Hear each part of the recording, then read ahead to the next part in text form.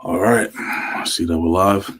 First and foremost, I want to give a double honors and all praises to Yahweh by Shim Yahushai by Shim Kakudash. And also, I want to give shalom to the elders and apostles GMS for teaching the 100% truth. All right. And this is where we got this truth from. All right. The 100% of it. And, a lot of things have been going on in Babylon, all across the globe, the world. A lot of things have been going on. Right. First and foremost, I want to get to it, with the scripture. I'm gonna bring it up. Let's bring it up full screen. When it says Proverbs chapter 24, verse 16 through 18, for a just man falleth 7 times and riseth up again, but the wicked shall fall into mischief. All right. I'm gonna stick to 16.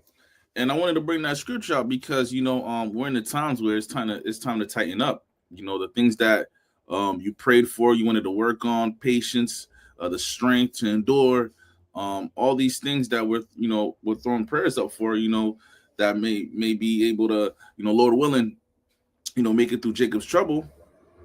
These things you gotta understand, Yahweh Shem Yahshua is gonna give you these things in due time. But you have to pass these tests. You have to be deemed worthy. Okay.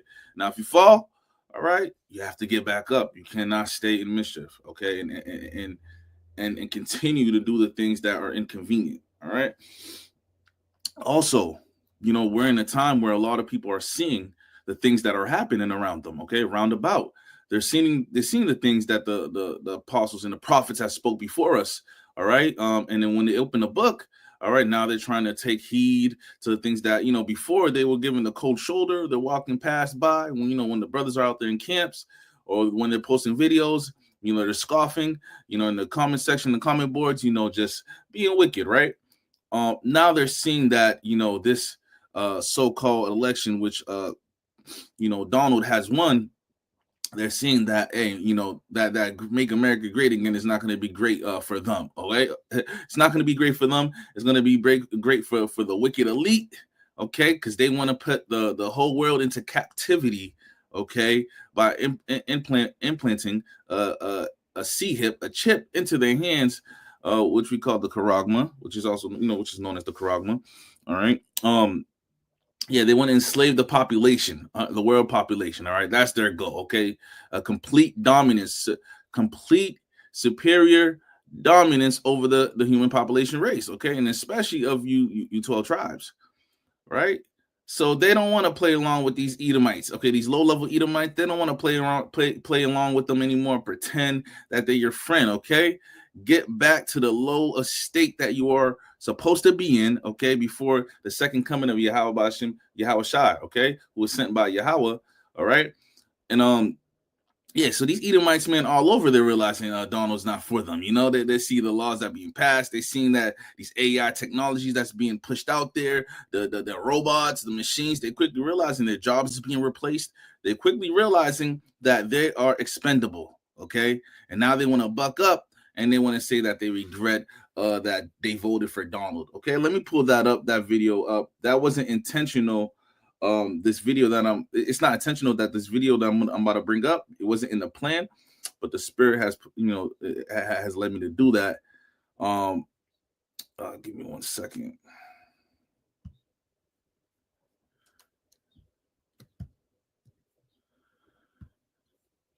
Okay, Salaki.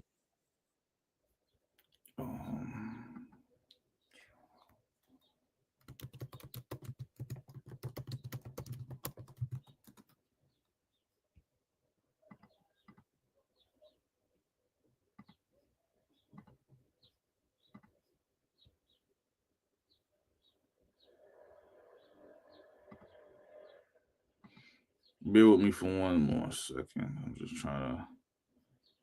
It's not allowing me to pull the video up. What we're gonna do is people that go on CPAP machine.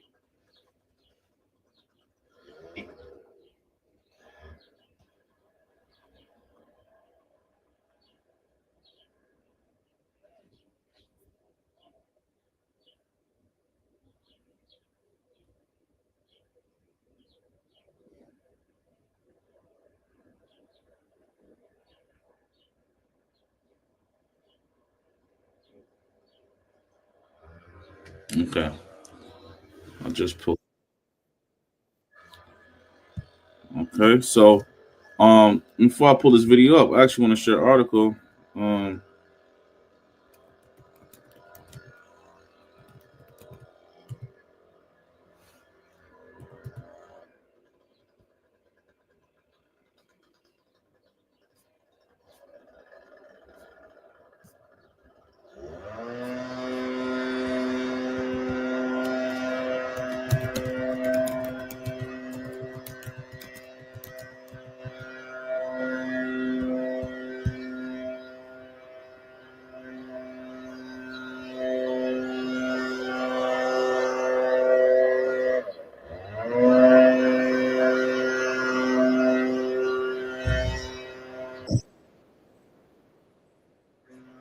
right?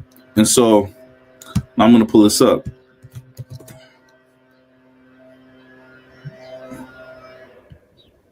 Well, tonight, many of America's farmers already feeling the pinch are worried about the possibility of labor problems as that immigration crackdown ramps up. As Nancy Chen reports, in a complicated visa system, there's uncertainty over whether deportations will drain the number of workers. It takes a lot of hands to hand harvest fruits and vegetables. Talk to any farmer and they'll tell you it's difficult work. This is a 24-hour job. So I need people who are willing to work in shifts at different times of the day. But it's hard to find those people. Yeah. American farms are on the decline. There was a 7% drop in farms from 2017 to 2022, according to the USDA. That's about 142,000 fewer farms in just 5 years.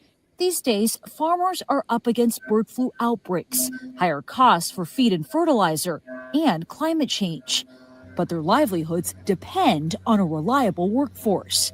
And now they're concerned about how President Trump's campaign promise to launch the largest deportation effort in American history will play out. About 2/3 of crop workers are foreign-born. And while many come to the U.S. for seasonal jobs legally through H-2A visas, the USDA estimates that 42% of crop laborers are undocumented. New Jersey farmer Kurt Alstead says his workers are all legally authorized, but he's watching closely to see what Trump does next. When we talk about the ripple effects of a potential. And also, this goes to show you, right? You know, this whole, you know, this brought me a quick flashback to when, you know, and they still do it to this day, but these Edomites, they'll sit there and say, well, why don't you go back to Africa? You know they need Jake. They're not letting Jake go nowhere. Okay. If it's not for Yahweh Hashem Yahushai, we wouldn't be getting out of here. Okay. They don't want you to get up out of here. They need you. Okay. They're leeches. They need to suck dry. Okay. The Israelite man. Okay. For his labor, for his contributions to this society, just like how we built Egypt. You know, Pharaoh. What did Pharaoh do when he let us go? He spun back around and was like, no, to hell with that. Okay, we're gonna go after them. Let's first, before I bring that account up, let me pull this up. Okay, that's enough of that video. You know, obviously, you know, we all know what Esau's gonna say. Oh, it's such a, you know, let's hear from the horse's mouth first. Mass deportation. Labor is already hard enough to find as is. Could it be even more difficult to find across the board if that does happen? Well, there's no question in the United States we have a shrinking workforce. Anything. These Edomites don't want to work in the field. Okay? You think they could survive in the field without these migrants out there plucking and picking? You think these Edomites could survive out in this field with their pale red behinds, man? They're not doing that, okay? And I don't think they can do that. They're gonna need a sombrero, a big hat to shield their face from getting burnt by that sun, okay? They're gonna need a cloak. They're gonna need a whole cloak just to prevent their skin from getting burnt up. All right. Now let's pull up. You know, it's not a job that they're gonna want to do. All right, not in that hot sun. 2 Ezra chapter 6, verse 22. And suddenly shall the sown places appear unsown. The full storehouses shall suddenly be found empty. And we're creeping up on that time. We're creeping up on that time where, you know, there's not going to be your oranges, your peaches, your avocados, your fresh produce, these things that we see every day in these supermarkets, man, in these farmers markets. You're not going to be able to find them readily available for you. It's not going to happen. Eventually, all these things will cease. Okay. And they thought putting old boy Donald in there was going to speed up the process for them to become the superior privilege, estate that they were in back then, man, when they were running Jake up and down the fields. They thought making America great again, that's the outcome they were going to get. But they're sadly mistaken, okay? They're sadly mistaken because why?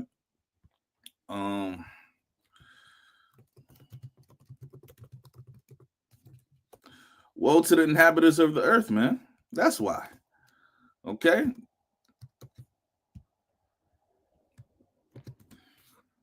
Revelation 12, chapter 12, verse 12.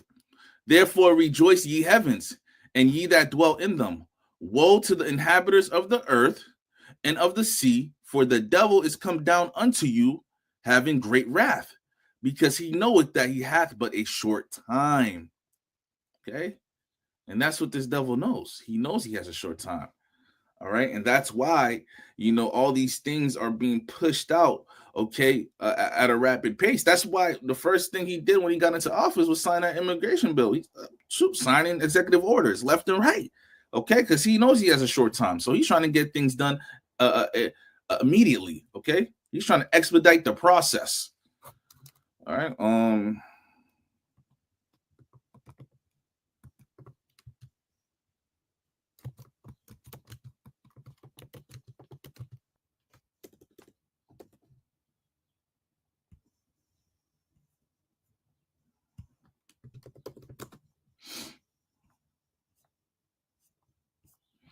Let's see. Okay, so going back to before I forget, when I had said that, the migrants, the migrants being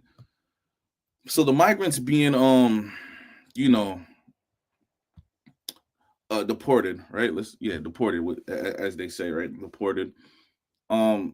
Esau knows deep down inside he can't do a damn thing in this country without the Israelites. We built this country just like in past times we built Israel. Okay, not Salakia. Yes, we Israel was built. Yes, okay, but we built Egypt. So Egypt was being built through what? Hard labor, rigor, hard, blood, sweat, and tears labor. Okay, so Pharaoh did let the Israelites, the Jews go, the Hebrews. He did let us go. All right. But then there's something that he did after. Once he realized, what? Wait a minute. Letting them go? Nah, I don't think that's in the best of our interest. But it wasn't his choice. Okay. And the Lord spake unto, Exodus chapter 14, verse 1. And the Lord spake unto Moses, saying, speak unto the children of Israel that they turn in a camp before Pyaroth,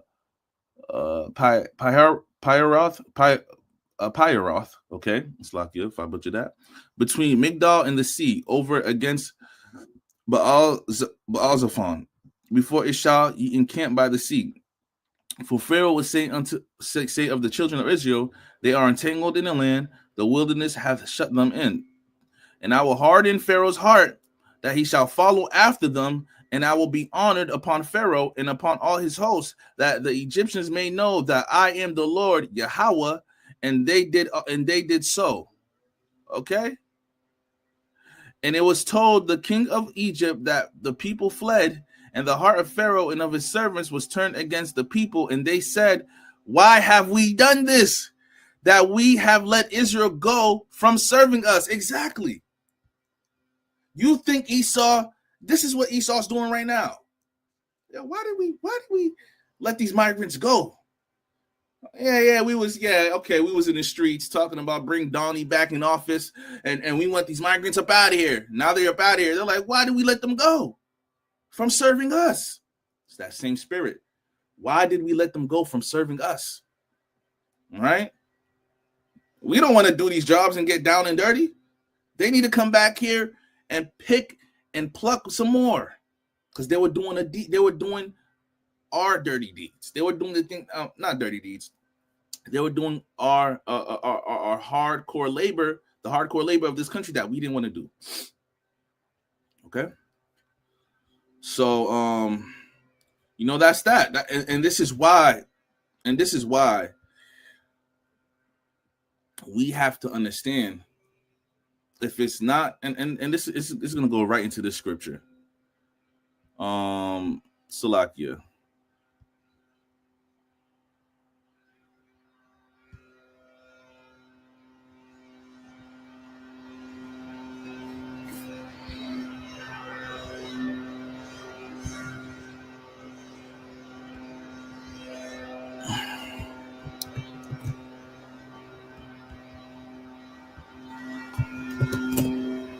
Salakia. And Matthew chapter 24, verse 22. And this is the point, right? Let me pull it up on the screen.